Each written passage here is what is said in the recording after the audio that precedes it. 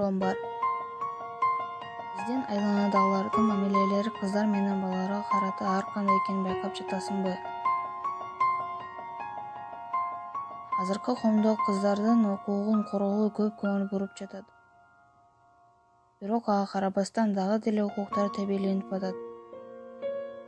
Мисалы, байке мектепти бүтсө аны үйдөгүлөр окууга өткөрөбүз деп жатат. Мени болсо окуу жөнүндө сөз баштасам же сени турмушка жакшы жерге беребиз деп атат. Билимди жогорулатып,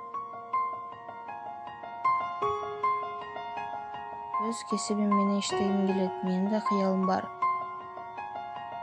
Мектепти бүткөндөн кийин юридикалык билим алып, укугу тебеленип калган жаткан адамдарга жардам берем.